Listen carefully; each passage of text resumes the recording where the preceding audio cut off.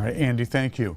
Now to a video that's circulating on social media showing East Lansing police officers arresting a young black woman outside of a downtown bar over the weekend. According to the woman's family, officers tased and handcuffed her. And in the video, an officer appears to punch her several times while she's on the ground. News 10's Braden Willis joins us live from the newsroom with more.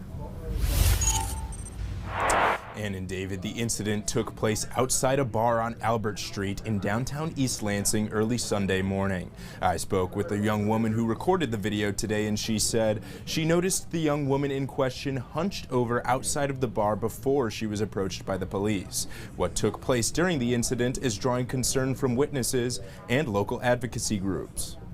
The video, recorded outside of a bar on Albert Street in downtown East Lansing on August 2nd, shows several officers surrounding a young woman. She appears to lie face down on the ground in handcuffs. At least one officer can be seen striking her several times. Oh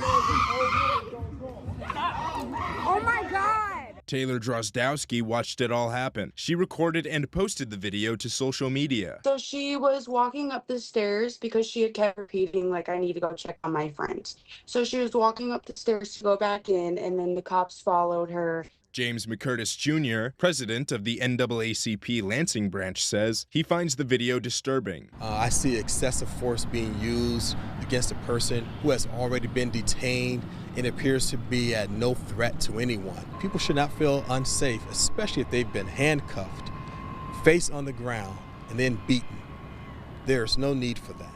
Captain Adrian O'Hario with the East Lansing Police Department says they're reviewing the video and actively investigating the incident. We are currently investigating those complaints and are reviewing all of our internal videos to make sure that we can report the facts when that determination has been made.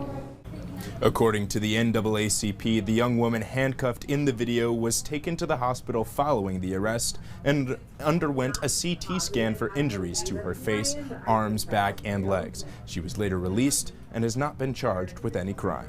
And David, back to you.